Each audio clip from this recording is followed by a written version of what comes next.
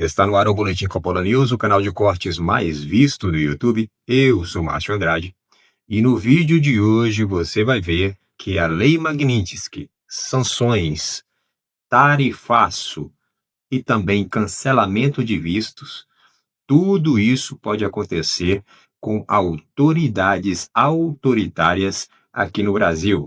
Algumas coisas já aconteceram, mas tem muito mais coisas por vir. Portanto, se inscreva no canal, deixa o seu comentário e deixa também o seu like. Se liga aí! O Alexandre de Moraes se esquece de uma coisa: a sua humilhação é somente sua. A sua humilhação pública não pode ser passada adiante. Ela não diminui quando ele abusa da sua autoridade para humilhar outras pessoas. A humilhação de Alexandre de Moraes é intransferível, assim como seus dólares. Caio, Jair Bolsonaro deu motivos para a prisão domiciliar? É claro que não. É ilegal punir uma pessoa pelas ações de outra pessoa. Quem tiver dúvida é só olhar o artigo 5º, inciso 45 da Constituição. Mas vamos ao cerne da questão. Nos últimos dias, ninguém nesse país foi mais humilhado do que o ministro Alexandre de Moraes. O Alexandre de Moraes foi humilhado pelo governo da maior democracia do mundo ao perder o direito de pisar nos Estados Unidos da América. O Alexandre de Moraes foi humilhado pelas leis de proteção aos direitos humanos ao ser sancionado por violações à liberdade de expressão e ao devido processo legal via Lei Magnitsky. O Alexandre de Moraes foi humilhado pelo sistema financeiro, quando instituições bancárias se recusaram a mantê-lo como correntista e cliente. O Alexandre de Moraes foi humilhado pela torcida do seu próprio time, quando foi vaiado a plenos pulmões num estádio de futebol. E pior, o Alexandre de Moraes respondeu a essa humilhação se rebaixando ainda mais, fazendo um gesto obsceno, muito aquém do decoro que se espera, que se exige de uma autoridade judicial. O Alexandre de Moraes também foi humilhado pela imprensa internacional, que passou a tratá-lo como potencial ameaça à democracia. E aqui, destaque para The Economist e o The Wall Street Journal. O Alexandre de Moraes foi humilhado, quem diria, também pela imprensa nacional, quando os 3 principais jornais do país, o Globo, o Estado, a Folha, foram unânimes em criticar a prática de censura prévia nas suas decisões cautelares. O Alexandre de Moraes foi humilhado pelos seus pares no Supremo, que se recusaram a comparecer ao jantar oferecido pelo presidente da República em sua defesa. E foi humilhado novamente por esses mesmos colegas ministros quando eles se recusaram a assinar uma carta conjunta em apoio à sua conduta como juiz. O Alexandre de Moraes também foi humilhado pelo seu antigo subordinado do TSE, que, exilado no exterior, alegou que cometeu graves ilegalidades a mando do ministro e que em breve denunciará publicamente essas irregularidades. O Alexandre de Moraes foi humilhado pelo depoimento do delator, dos réus e das testemunhas do 8 de janeiro, que contradizem a narrativa do golpe imaginário, do qual Alexandre de Moraes é vítima e juiz ao mesmo tempo. O Alexandre de Moraes foi humilhado, especialmente humilhado, pela ausência de provas incriminatórias contra o réu Felipe Martins, que foi torturado na prisão e cuja irrefutável inocência escancara a perseguição política instalada no país.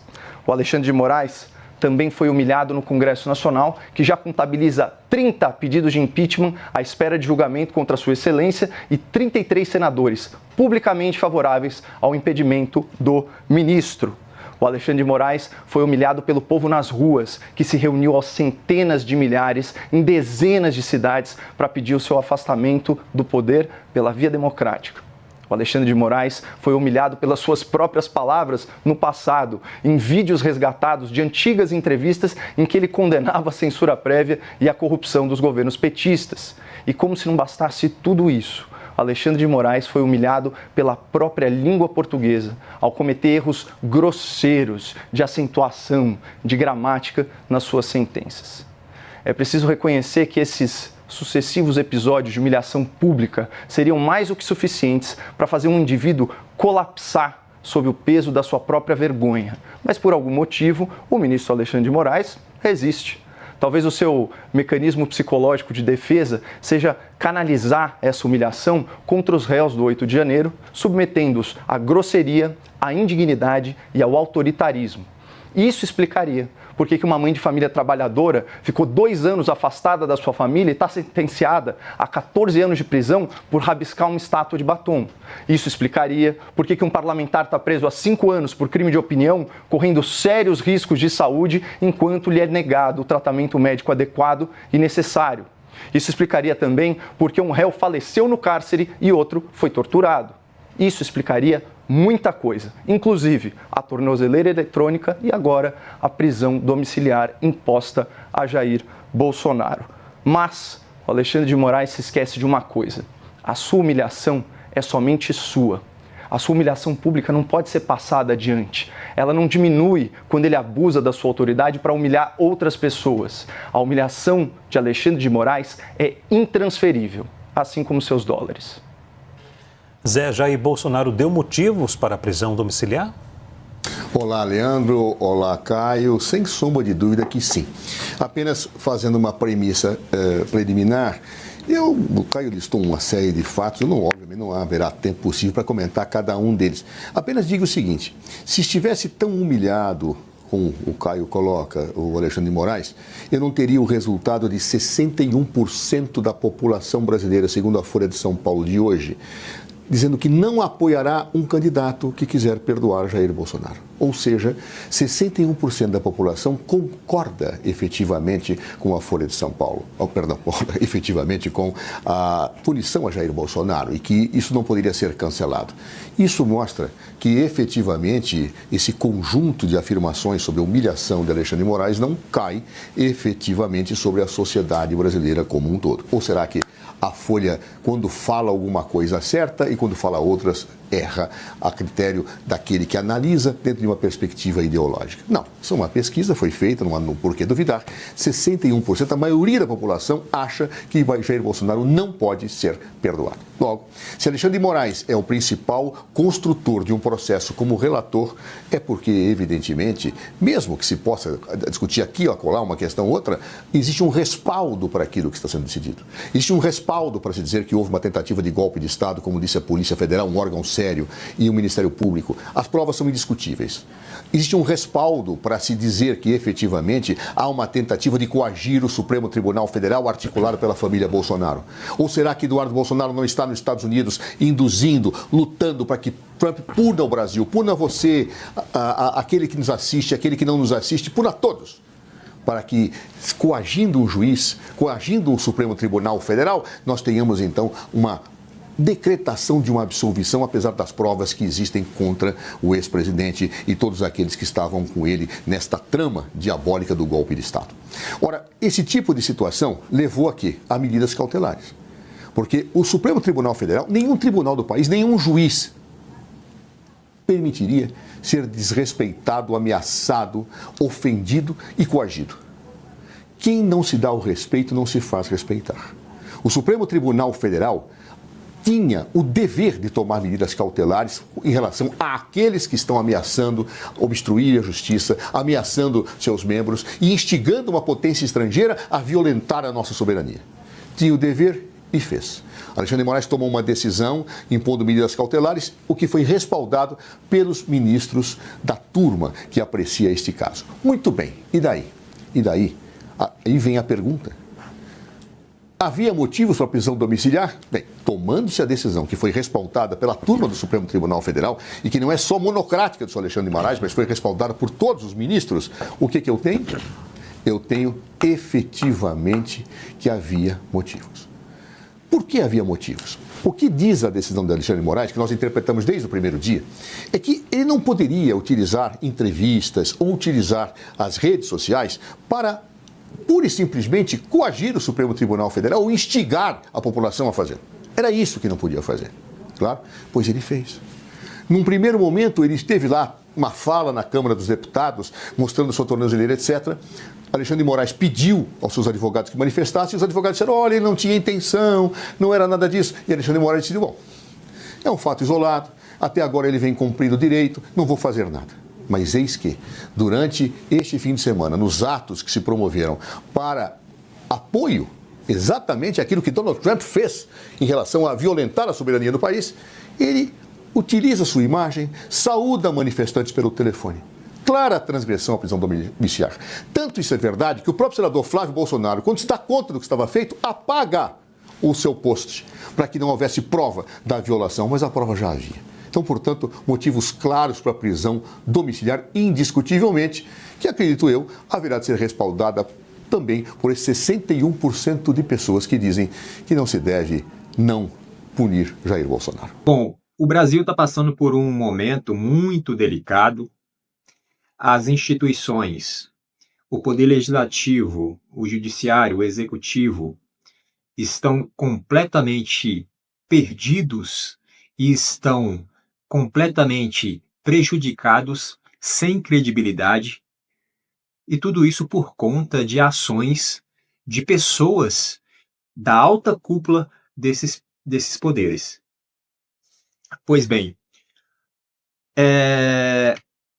os três poderes, o poder legislativo, o judiciário e o executivo, eles tendem a estar harmônicos. Pelo menos é isso que diz a Constituição, deveria ser harmônicos, né? Deveria ter um equilíbrio entre os três poderes, cada um fiscalizando o outro, né? Na questão dos freios e contrapesos. A própria Constituição diz isso. Porém, na prática não é assim que funciona. O que a gente vê hoje no Brasil é justamente um poder sobressaindo sobre o outro. Então, o que acontece? Isso necessariamente vai refletir lá na ponta, ou seja, no indivíduo, no povo, na sociedade. Mas, ao que parece, as ditas autoridades não estão nem aí para esse negócio, né? Não estão nem aí para as instituições que elas próprias pertencem, né? Então, a coisa está em uma tônica de projeto, na verdade, já vem de muito tempo, aquela coisa do projeto de poder, no poder pessoal, né? Todas as ações são em benefício próprio ou em benefício da minha ideologia política, da minha visão de mundo. Então, essas pessoas que estão nessas instituições, elas arrogam para si todo esse poder e traz essa tônica de visão de mundo para dentro da própria instituição, né? E, obviamente, quando isso acontece, aí há uma corrupção própria, né, de corromper a própria instituição. Ou seja, o Brasil está em um patamar em que a alta cúpula que governa, que dirige o país, né, ou seja, pessoal do Poder Executivo, começando pelo Presidente da República, aí tem o pessoal do Judiciário, começando lá pelo STF, aí tem o pessoal do Legislativo, começando lá pelo Senado, tem o pessoal lá da Câmara, são os deputados e tudo mais, no Senado e senadores. Então, tudo isso já está tem muito acúmulo de desonestidade, né, nessas instituições, né, por parte das pessoas que ocupam os cargos nessas instituições. Então, abre-se aí uma questão diplomática, né? O Brasil está passando por essa questão diplomática agora, nesse momento, por conta de ações justamente dessas autoridades, né? E aí eu falo dos três poderes, né? E aí essas autoridades, por conta de ações dessas autoridades, ações essas que, quando executadas, feriu a legislação de outro país, feriu a ordem jurídica e constitucional de outro país, e por isso que está havendo uma reação deste outro país para com o Brasil. E esse outro país é os Estados Unidos da América. Logo, a maior potência do mundo. Pois bem, os Estados Unidos estão aí penalizando o Brasil com tarifas, né? Muito provavelmente vai vir mais sanções e mais tarifaço por aí, porque o Trump não vai parar. E aí o povo brasileiro fica nessa, né? O povo brasileiro fica nessa de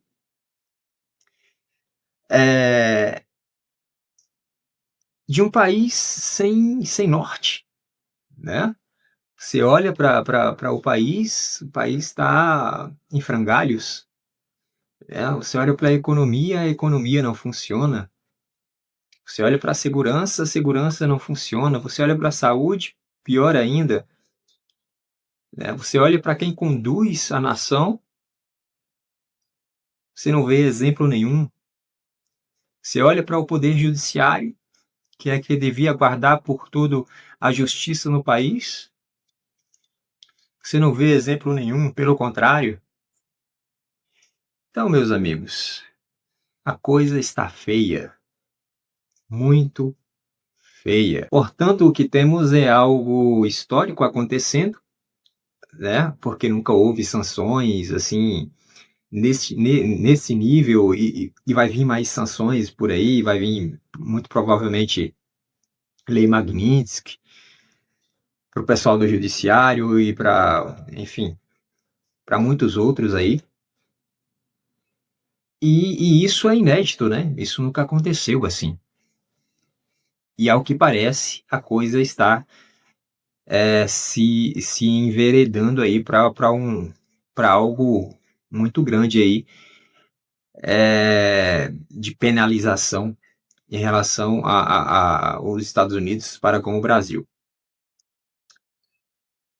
É isso. Essa é a situação em que o Brasil se encontra, essa é a situação em que a população brasileira, a sociedade do Brasil, a nação brasileira se encontra.